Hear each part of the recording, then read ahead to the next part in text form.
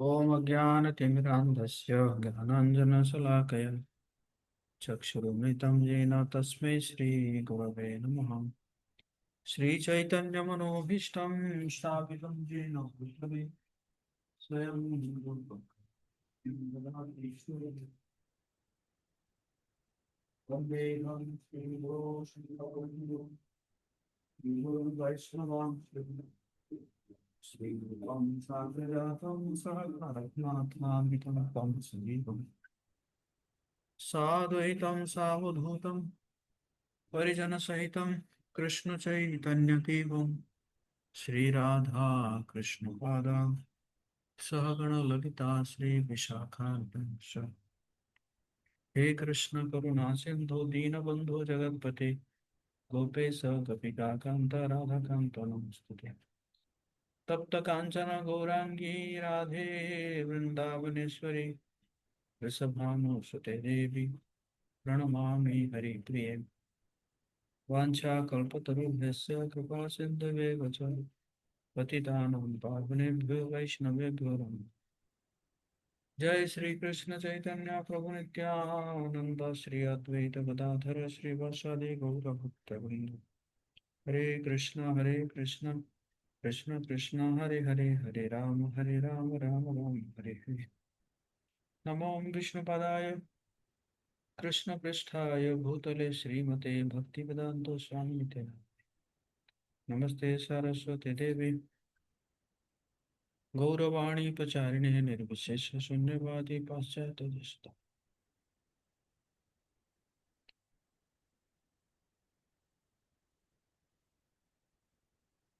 मूकं करोति वाचालं भृंगं लंघयति गिरिं यत्कृपातमहं वन्दे श्रीगुरुदिनतारिणे श्रीचैतन्येश्वरं परमानन्दमाधवम्। हरे कृष्णा। तो सभी भक्तों का हार्दिक स्वागत है। और कुछ प्रश्न पूछ रहे हैं मौसम माता जी। कल के क्लास में एक क्वेश्चन है मेरी हम कैसे हायर टेस्ट में विनर हो पाएंगे जिससे विश्वामित्र जैसी कंडीशन ना हो। हम्म। तो हायर टेस्ट यही है, हाँ? भक्ति में। एक्चुअली विश्वामित्र भक्ति नहीं कर रहे थे। विश्वामित्र जो है वो अपने इंद्रियों को कंट्रोल करने के प्रयास कर रहे थे, इसलिए उनको हायर टेस्ट नहीं मिल रहा था, है ना। विश्वामित्र हो या दुर्वासा ऋषि हो, हम्म, ये सब अपने इंद्रियों को संयम करने के प्रयास करते हैं। लेकिन कोई अगर भक्ति करता है, जैसे कल हम चर्चा किए ही थे अमरीश महाराज जी के बारे में। अमरीश महाराज कैसे अपने मन को जो है भगवान के चरणों में लगाते हैं, अपने आँखों को भगवान जी के स्वरूप को देखने में लगाते हैं, कान को जो है भगवत कथा सुनने में लगाते हैं, है ना। तो इसी प्रकार जब हम अपने सारे अंगों को भगवान की सेवा में लगाएंगे तो धीरे धीरे हमें हायर टेस्ट मिलता जाएगा, है ना। और जितना जितना हम हमें हायर टेस्ट मिलेगा उतना ही जो ये जो भौतिक सुख है, भौतिक सुख के प्रति हम जो है अनमाइंडफुल हो जाएंगे, अन्यमनस्क हो जाएंगे। और जैसे यमुनाचार्य कहते हैं, यदवधि मम चेत कृष्ण पदारविंदे, जब से मेरा चित्त जो है कृष्ण के चरणों की सेवा में लग गया है, और तो मैं क्या करता हूँ, नव नव रस धामनि उद्यतम परंतु आसित, मतलब मेरा मुझे नया नया रस मिलता रहता है। हाँ? तो उसी प्रकार भगवान की भक्ति में ही वो रस मिल सकता है ना। ओके, सो आज जो है हम चर्चा करेंगे 62 और 63 नंबर श्लोक, जिसमें जो पतन का 8 स्टेज के बारे में चर्चा है। इसको कई वैष्णव जो है वैसे जोकिंगली कहते हैं कि पतनाष्टकम, हाँ? और जैसे 8 अष्टकम होता है ना, तो इसको भी क्या बोलते हैं, पतनाष्टकम में, मतलब पतन होने का 8 स्टेज है ये। तो आइए हम प्रयास करते हैं समझने के लिए।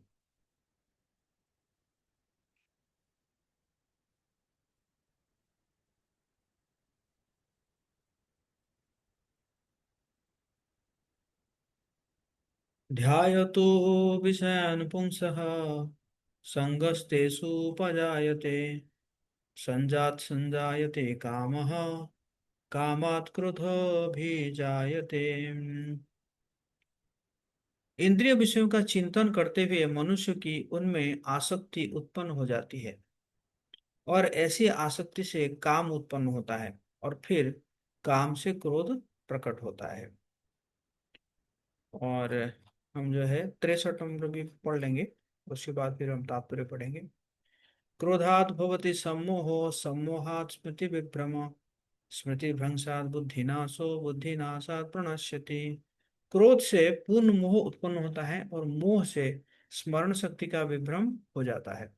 जब स्मरण शक्ति भ्रमित हो जाती है तो बुद्धि नष्ट हो जाती है, और बुद्धि नष्ट होने पर मनुष्य भवकूप में पुनः गिर जाता है। तो 8 स्टेजेस हैं। तो क्या 8 स्टेजेस है? तो पहले कह रहे हैं कि पहले क्या कह रहे हैं कि ध्यायतो, हम्म, ध्यायतो विषयान पुंस, अर्थात पहले क्या किया कि इंद्रिय विषयों का हमने चिंतन किया, हम्म, ध्यान लगाया, चिंतन किया है। तो जब चिंतन किया तो चिंतन किया तो चिंतन करते करते क्या हो गया? एक आसक्ति आ गया। चिंतन करने से एक आसक्ति आ जाता है ना। फॉर एग्जाम्पल, कोई नया मॉडल का गाड़ी आई है, तो उसके ऊपर हम अगर ध्यान लगाएंगे, उसका माइलेज क्या है, उसका जो है इंटीरियर कैसा है, उसका फ्रंट लाइट कैसा है ना। तो जब हम ध्यान लगाएंगे तो क्या होगा? एक आसक्ति उत्पन्न होगा। हाँ, उसको बोलते हैं संगस्तेषु पजायते। हाँ, संगस्तेषु पजायते मतलब आसक्ति उत्पन्न हो गया। जैसे ही ध्यान लगाए, हम चिंतन किए, आसक्ति उत्पन्न हो गया। अतः संगात संजायते कामः, जैसे ही आसक्ति उत्पन्न हुआ, फिर कामना उत्पन्न हुई, है ना। कामना उत्पन्न हो जाता है ना। कामना उत्पन्न होता है मतलब वो चीज मेरे पास होना चाहिए था, इतना बढ़िया चीज है, मेरे पास होना चाहिए था ना। तो पहला चिंतन हुआ, चिंतन से आसक्ति हुआ, और आसक्ति से काम उत्पन्न हुआ, और कामात क्रोधा भी जायते। अब काम अगर तुष्ट नहीं हुआ तो क्या होगा? क्रोध उत्पन्न होगा। समझ रहे ना? तो 4 स्टेज आ गया हमारा। पहले हुआ चिंतन, चिंतन से हुआ आसक्ति, आसक्ति से हुआ काम, और काम से हुआ क्रोध, है ना। तो इसमें 4 स्टेज बन किया गया है 62 में श्लोक। अच्छा, उसके बाद क्या होता है कि क्रोधात भवति सम्मोह। क्रोध से क्या होता है? मोह उत्पन्न होता है। हम्म? मोह मतलब क्या है? भ्रम है, भ्रम उत्पन्न होगा। और सम्मोहात स्मृति विभ्रम, मोह से क्या उत्पन्न होगा कि स्मृति विभ्रम, उसका स्मरण शक्ति जो है वह विभ्रम हो जाता है ना। तो स्मरण शक्ति विभ्रम हो जाता है, कहने का मतलब है वो भूल जाता है कि वो है क्या, है ना, उसका पर्पस क्या था। हम्म, है कि नहीं? स्मृति विभ्रम। फिर स्मृति भ्रंशात बुद्धिनाश हो। अब जब स्मरण शक्ति जब ह्रास हो जाएगा तो बुद्धि भी नष्ट हो जाएगा। हम्म? और बुद्धि नाशात प्रणश्यति। अब बुद्धि नाश हो जाएगा तो क्या हो जाएगा? उसका पतन हो गया, है ना। तो सबसे पहले हुआ चिंतन, चिंतन से हुआ आसक्ति, आसक्ति से आया काम, काम से जब पूर्ण नहीं हुआ हुआ क्रोध, क्रोध से उत्पन्न हुआ मोह, और मोह से जो है स्मरण शक्ति विभ्रम हो गया, स्मरण शक्ति बुद्धि विभ्रम हो गया तो बुद्धि नष्ट हो गया। अब बुद्धि नष्ट होने के बाद क्या हो गया, पतन हो गया उसका। ठीक है। हम्म।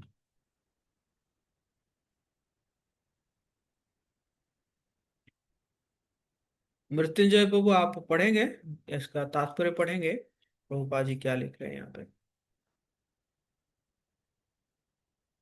हरे कृष्ण प्रभु जी, दंडवत प्रणाम।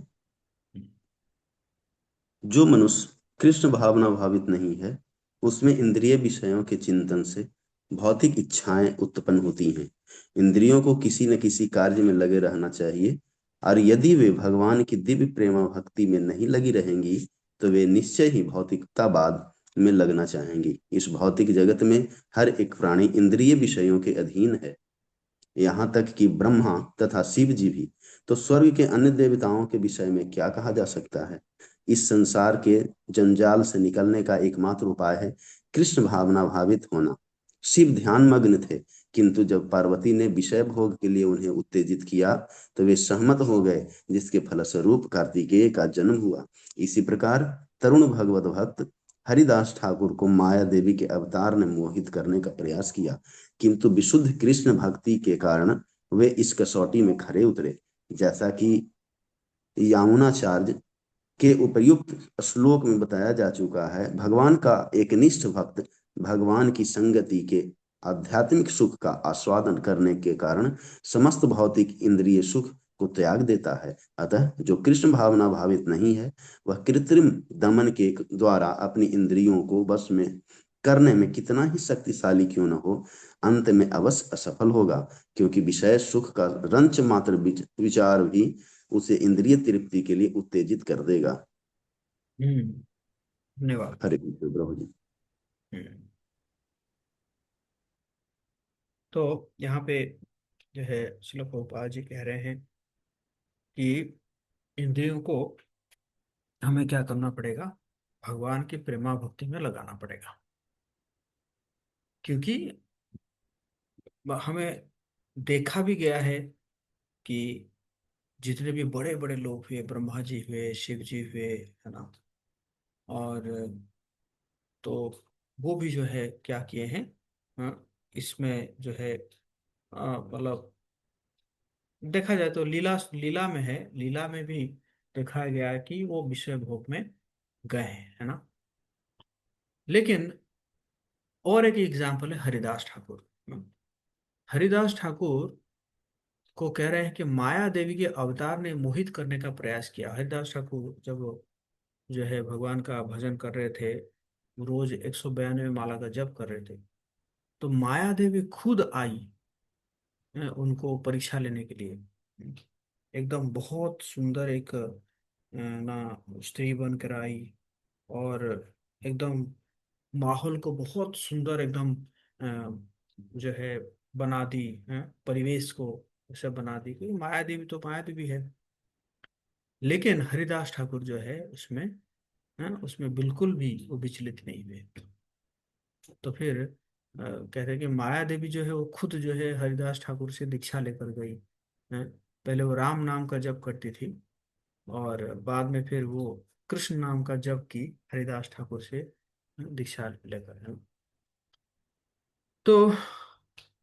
तो उसी प्रकार जो है कह रहे हैं कि जो कृष्ण भावना में तो नहीं है, वो कृत्रिम दमन द्वारा अपने इंद्रियों को वश में करने के कितने ही शक्तिशाली क्यों ना हो, अंत में वो अवश्य असफल होंगे। क्योंकि विषय सुख का रंच मात्र विचार भी उसे इंद्रिय तृप्ति के लिए उत्तेजित कर देगा। जैसे हम कल बता रहे थे, विश्वामित्र जो है 50,000 साल तक तपस्या करने के बावजूद भी वो जो है मेनका के प्रति आसक्त हो गए, और मेनका को 1 साल तक भोग करने लगे, है ना। तो ये होता है कि अगर हम कृत्रिम आर्टिफिशियली जो है चाहेंगे कि हम जो है इंद्रियों को कंट्रोल करने का, देखा जाए तो भक्त क्या करता है, भक्त तो पूरा इंद्रियों को जो है भगवान की अ, को ही समर्पित कर देता है। भक्त कहता है कि देखिए मैं तो अपने इंद्रियों को कंट्रोल नहीं कर सकता, कंट्रोल करना है तो आप करेंगे, क्योंकि आप कौन है, ऋषिकेश है। ऋषिकेश का मतलब क्या है, जो इंद्रियों को संयम करते हैं ना, जो इंद्रियों का मालिक है, उनको ऋषिकेश कहा जाता है। और ऋषिकेश कौन है? हम तो ऋषिकेश है नहीं, ऋषिकेश तो भगवान है ना। तो इसलिए भक्त जो है वो भगवान के ऊपर पूर्ण आश्रित रहता है। हम्म। फिर आगे कह रहे हैं, हम्म, आशा प्रिया माता जी। हरे कृष्ण प्रभु जी। प्रभु जी, तात्पर्य से। हाँ, तात्पर्य बताओ। जी। श्री रूप गोस्वामी जी ने हमें यह संदेश दिया है। प्रभु जी, ये श्लोक पढ़ना है। नहीं, आगे पढ़ी। जी। कृष्ण भावनामृत के विकास से मनुष्य जान सकता है कि प्रत्येक वस्तु का उपयोग भगवान की सेवा के लिए किया जा सकता है।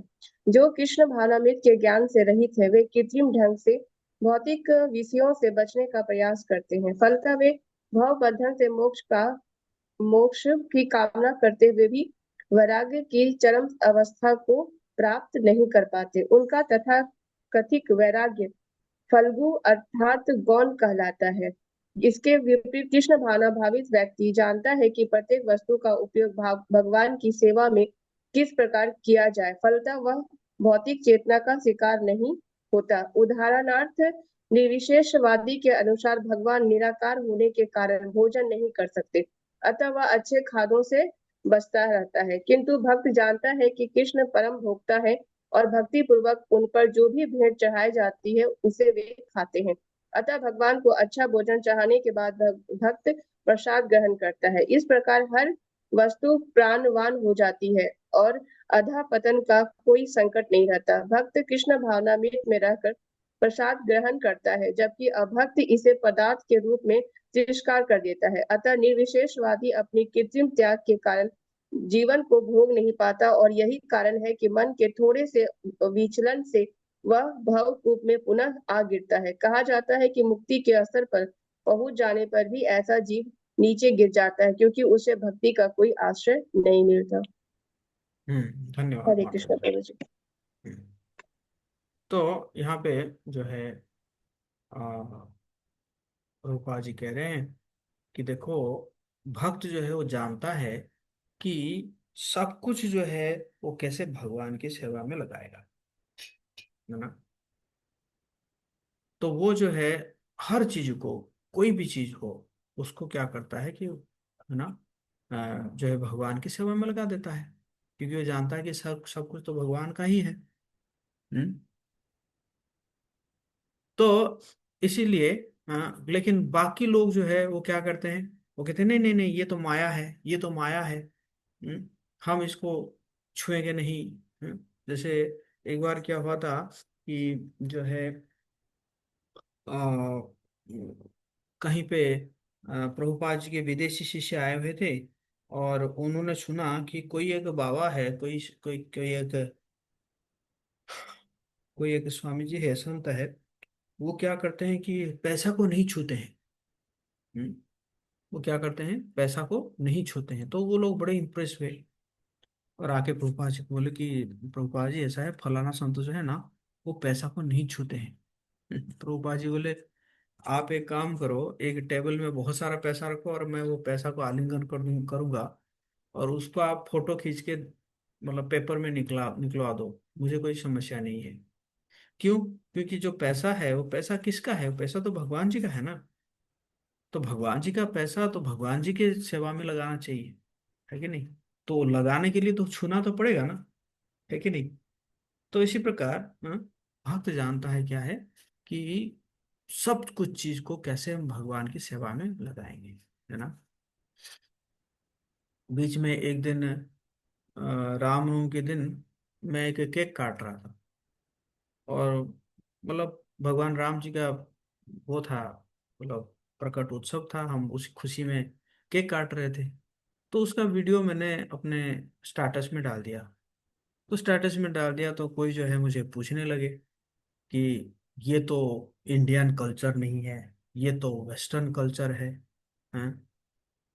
तो हमने कहा भाई, जो भी हो, इंडियन कल्चर हो, वेस्टर्न कल्चर हो, सब कुछ तो भगवान की सेवा में, वो थोड़ी कि वो तो भगवान जी को ही भोग लगाया गया है। तो ना ना, ये सब तो जो है, ये सब तो पहले नहीं था। हम्म, तो मैंने कहा पहले भी तो ये भी तो नहीं था कि आप जो है वेस्टर्न कपड़ा पहनेंगे। तो आप वेस्टर्न कपड़ा क्यों पहन रहे हैं? हम्म, और मैंने कहा जो है, आप कुछ जैसे मुख्य, आप भगवान को सेवा करने की बात कर रहे हैं, तो आप भगवत गीता पढ़े हैं? नहीं नहीं, वो तो नहीं पढ़ा हूँ। तो मैंने कहा पहले पढ़ तो लो। पहले पढ़ लो, तब तो पता चलेगा कि कैसे भगवान को के क्या क्या करके सेवा हम कर सकते हैं, भगवान को कैसे हम है ना प्रसन्न कर सकते हैं ना। तो इसी प्रकार लोग जो है ना, इसी प्रकार लोग जो है रहते हैं कि वो नहीं जानते हैं कि सब कुछ को कैसे हम भगवान की सेवा में लगा सकते हैं। लेकिन भक्त जो है वो जानता है। इसलिए प्रभुपाद जी यहाँ पे कह रहे हैं, वो आराम बढ़िया प्रेम से जो है भगवान जी को भोग लगाता है, और उसके बाद उस स्वादिष्ट प्रसाद को खाता है। हम्म। लेकिन जो अ, बाकी लोग जो निर्विशेषवादी है, वो तो भगवान को निराकार समझते हैं। तो निराकार समझते हैं तो उनको तो भोग तो लगा ही नहीं सकते, और भोग भी नहीं लगा सकते, और अच्छा खाना भी नहीं खा सकते। क्योंकि अच्छा खाना खाएंगे वो तो सोचते हैं कि हम तो वैरागी जीवन है, तो अच्छा भोजन कैसे खा सकते हैं? बेचारे ऐसे फ्रस्ट्रेट रहते हैं, है ना। भक्त लेकिन क्या है, वैरागी होने के बावजूद भी वो भगवान का प्रसाद को ग्रहण करता है, प्रसाद के रूप में ग्रहण करता है। चाहे कितने कितने भी स्वादिष्ट प्रसाद हो, उसको ग्रहण करते हुए भी वो वैराग्य वैराग्य में रहता है, वैरागी बनकर रहता है ना। तो इसी प्रकार प्रभुपाद जी कह रहे हैं, इसी प्रकार हर वस्तु प्राणवान हो जाती है और अधपतन का कोई संकट नहीं रहता। हम्म। भक्त कृष्ण भावनामृत में रहकर प्रसाद ग्रहण करता है, जबकि अभक्त इसे पदार्थ के रूप में तिरस्कार कर देता है। अतः निर्विशेषवादी अपने कृत्रिम त्याग के कारण जीवन को भोग नहीं पाते हैं। यही कारण है कि मन के थोड़ा से विचलन से वो फिर भव कूप में पुनः आ गिरते हैं। तो आनंद तो मिल नहीं रहा है, कितना जो है जबरदस्ती करते रहेंगे, है ना। तो फिर जो है वो क्या करते हैं, पुनः उनका जो है वो होता है, फॉल डाउन होता है। कहा जाता है कि मुक्ति के स्तर पर पहुंच जाने पर भी ऐसा जीव नीचे गिर जाता है, क्योंकि उसे भक्ति का कोई आश्रय नहीं मिलता, है ना। जैसे आ, अगर निर्विशेषवादी ब्रह्म ज्योति में पहुंच जाते हैं, मुक्ति के स्तर पर पहुंच भी जाते हैं, फिर भी वो क्या है, फिर भी वो जो है वहां से भी गिर जाते हैं। क्यों? क्योंकि वहां पे आनंद नहीं है कि नहीं। कितना समय तक ऐसे जो है इनएक्टिव होकर ब्रह्म ज्योति में रहेंगे? कोई सेवा तो है नहीं, है कि नहीं। तो फिर क्योंकि सेवा नहीं है, सेवा में कोई आनंद नहीं है, मतलब सेवा तो है ही नहीं, सेवा नहीं है तो आनंद नहीं है। तो फिर क्या होता है, उनका जो है फॉल डाउन होता है। तो इसी प्रकार यहाँ पे जो है भगवान बता रहे हैं कि अगर मन पर कोई नियंत्रण नहीं करता है, हम्म, है ना, अनियंत्रित मन की वजह से पतन के स्तर, अगर मन नियंत्रित नहीं है, तो इस प्रकार जो है पतन का स्तर शुरू हो जाता है। 8 स्टेजेस ऑफ फॉल डाउन, 8 प्रकार के फॉल डाउन होता है, मतलब 8 स्टेज से फॉल डाउन होता है।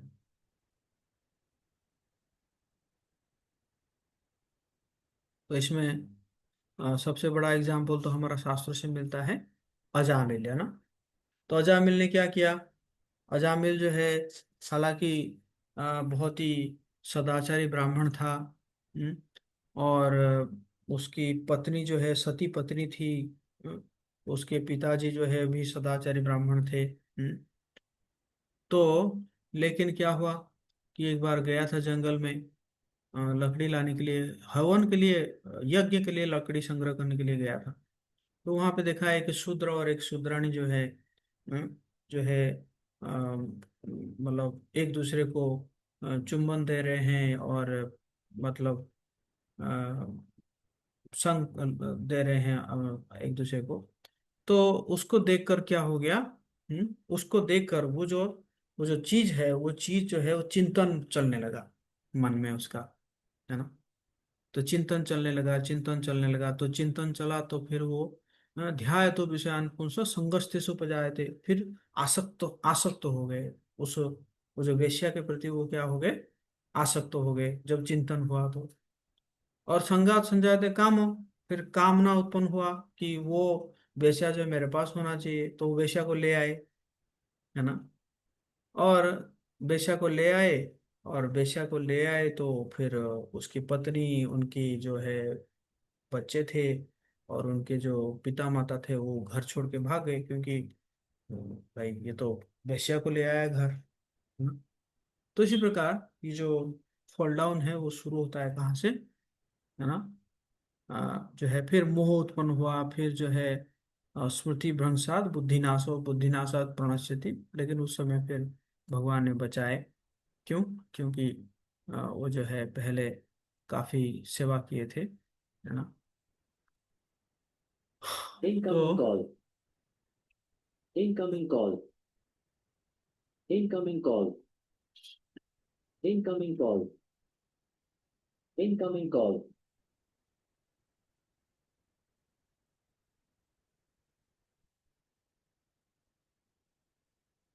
Device disconnected. हम्म, तो इसी प्रकार, तो प्रोसेस ऑफ फॉल डाउन जिसे हम लोगों ने चर्चा की कि कैसे कैसे जो है होता है, तो मैं कहूँगा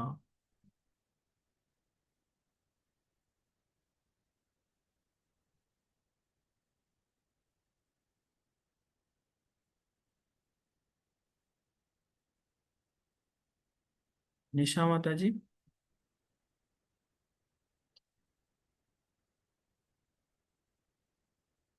हरे कृष्ण प्रभु जी। तबीयत ठीक है? जी प्रभु जी ठीक है। हाँ पढ़ो। इंद्रियां स्वाभाविक रूप से सक्रिय हैं। उन्हें हमेशा संलग्न रहने की आवश्यकता है, या तो भगवान की सेवा में या भौतिक वस्तुओं में। भौतिक पहेली से बाहर निकलने का एकमात्र तरीका है कृष्ण भावना भावित होना।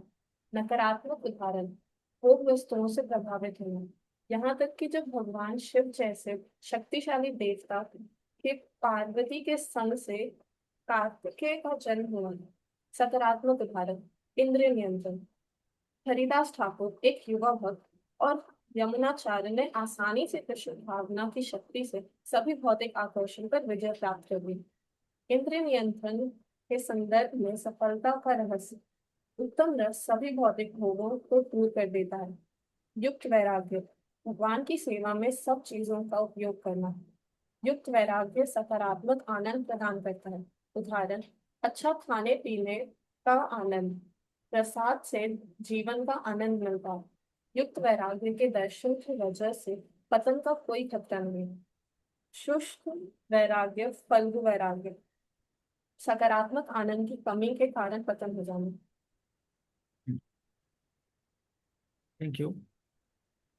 तो यहाँ पे युक्त वैराग्य मतलब भगवान की सेवा में सब चीजों का उपयोग करना, है ना। जैसे अभी हम जो है जूम वीडियो कॉन्फ्रेंसिंग ऐप उसको यूज कर रहे हैं, किस लिए कर रहे हैं? भगवान की सेवा सेवा में कर रहे हैं, है ना। हालांकि जो जूम को जो बनाया होगा वो भी कभी सोचा नहीं होगा कि मेरा ऐप जो है भगवान की सेवा में लगेगा, है कि नहीं। लेकिन भक्त जो है उसको भगवान की सेवा में लगा रहे हैं, है ना। युक्त वैराग्य सकारात्मक आनंद प्रदान करता है कि नहीं। हाँ, तो प्रसाद पाते हैं या हम सेवा कर रहे हैं, अभी जैसे हम सेवा कर रहे हैं, है ना, तो सेवा में आनंद मिल रहा है ना, है कि नहीं। भगवान कह रहे हैं कि मच्चिता मदगत प्राणा बधंतु परस्परम कथंतु चमांग नित्यम तुष्यंति चरमांति च। भगवान की गुणगान करने से, भगवान के संदेश को दूसरे के पास पहुंचाने से क्या मिलता है? आनंद मिलता है ना। तो इसीलिए, क्योंकि युक्त वैराग्य में क्या होता है कि आनंद मिलता रहता है, तो इसीलिए पतन का कोई खतरा नहीं है। लेकिन जो शुष्क वैराग्य है, जिसको फल्गु वैराग्य कहते हैं, है ना, ऊपर से हम दिखा रहे हैं कि बहुत वैराग्य है, लेकिन अंदर जो है क्या है कि भोग करने का प्रवृत्ति है ना, तो उससे जो है पतन होने का चांस रहता है ना। और हम देखते हैं कई कई जो है लोगों का पतन हुआ है, एग्जाम्पल भी है, शास्त्रों में एग्जाम्पल भी दिया गया है। सो तो यहीं पे हम विराम देंगे और कल फिर हम आगे चर्चा करेंगे 64 नंबर से, स्थित प्रज्ञ की इंद्रियों के साथ संलग्नता, चलना। अर्जुन से पूछे था कैसे बैठता है स्थित प्रज्ञ, कैसे बैठता है, कैसे बोलता है, कैसे चलता है। तो चलने का जो है हम कल इसके ऊपर चर्चा करेंगे। किसी का कोई प्रश्न है आप पूछ सकते हैं।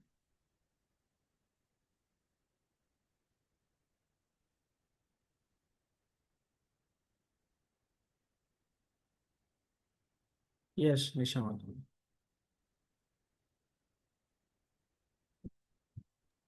हरे कृष्ण जी, और मुझे मेरा सवाल था कि अगर हम ये 8 स्टेजेस में देख सकते हैं कि हम लोग किसी एक स्टेज पर हैं, तो फिर हम लोग खुद को कैसे बचा सकते हैं, या फिर हमें सारे स्टेज होके ही जाना पड़ेगा, उसके बाद ही हमारा खुद हो सकता है।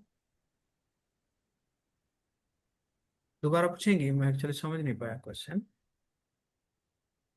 तो मुझे मेरा सवाल था कि जैसे कि ये स्टेजेस हैं, फिर हम सोचते हैं, फिर अटैच होते हैं, फिर डिजायर आते हैं, तो क्या हमें ये सारे स्टेजेस होके गुजरने पड़ते हैं, या किसी स्टेज में अगर हम लोग हैं तो हम लोग उससे बच सकते हैं?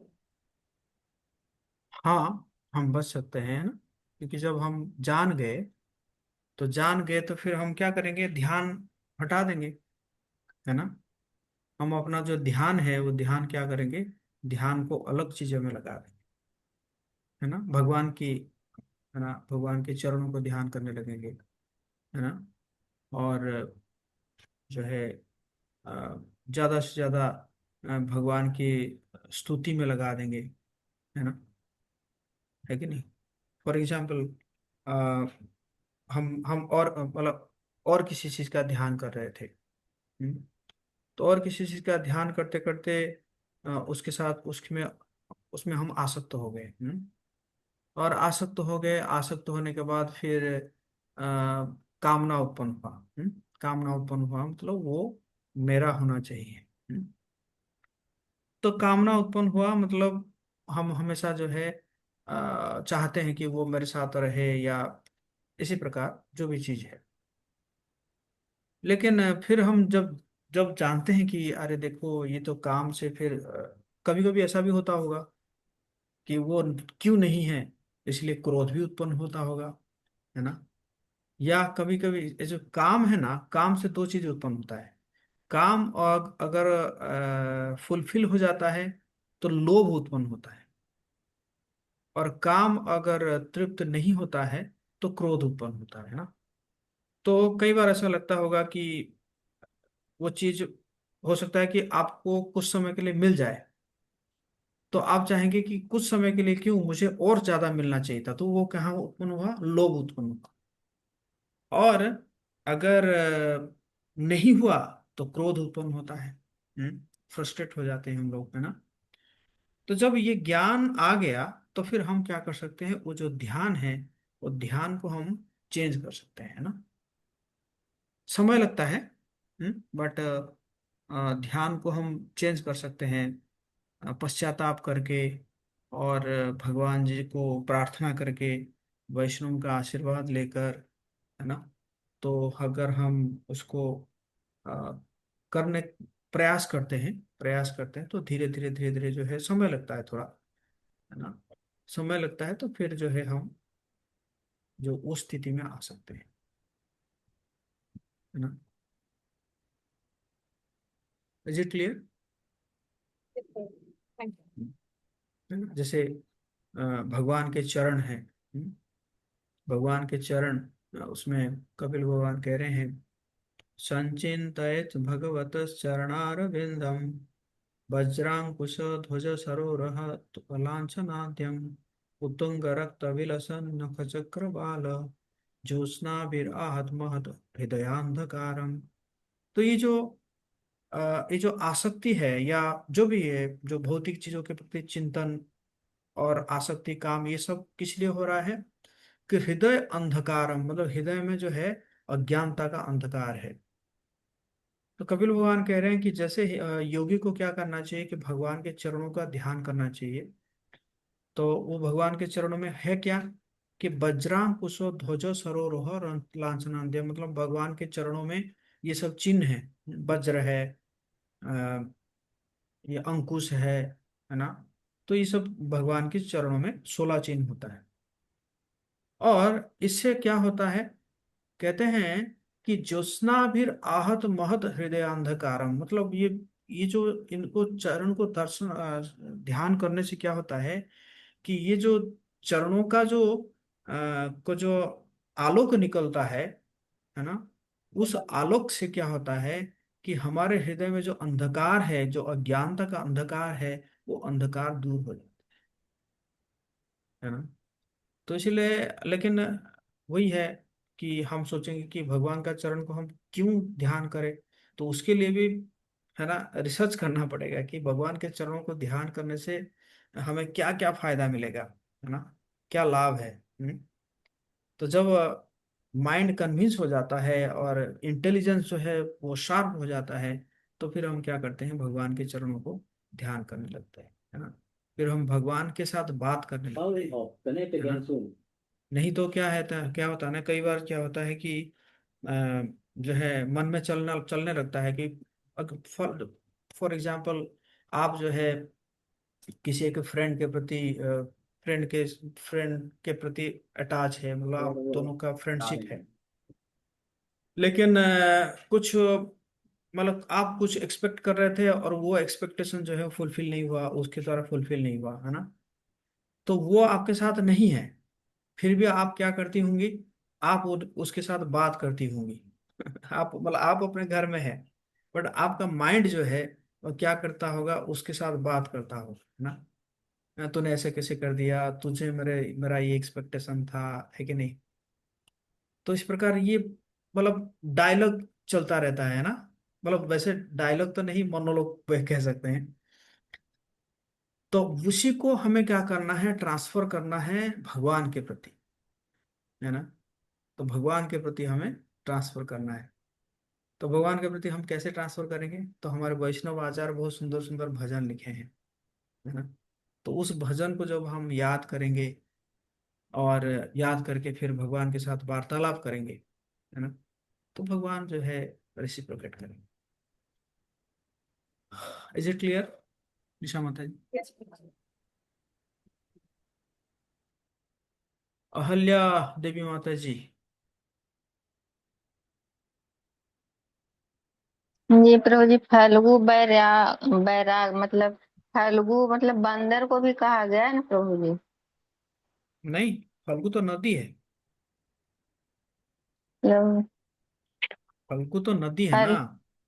फल फल्गु नदी, नदी के नाम से बैराग्य पड़ा है। फल्गु नदी, फल्गु बैराग का मतलब ये है कि फल्गु ऊपर से सूखा दिखती है, लेकिन जैसे ही हम जी गड्ढा खोदते हैं तो पानी निकलता है। मतलब जी ऊपर से दिख रहा है सूखा, है ना। तो उसी प्रकार, इस प्रकार का वैराग्य कहने के मतलब है, ऊपर से दिखता है कि वैरागी, लेकिन अंदर से क्या रहता है, भोग करने का प्रवृत्ति रहता है। तो इसीलिए इसको जी बोलते हैं फल को वैराग। ठीक है। जी प्रभु। मौसम माता जी। हरे कृष्णा प्रभु जी, पंचांग प्रणाम। हम्म। आपने बताया था कि जो व्यक्ति को भगवान में श्रद्धा नहीं है, ठीक है, आप उसको भगवान का महत्व के बारे में नहीं बताएं। तो भले ही अभी श्रद्धा नहीं है, लेकिन मैं डेली उसको बता रही हूँ, श्रद्धा रहे चाहे नहीं, तो एक ना एक दिन तो ऐसा जरूरी होगा कि उसमें श्रद्धा आ जाएगी। क्योंकि ये कहीं ऐसा कब हम लोग बताया था मैंने, ये कब बताया था?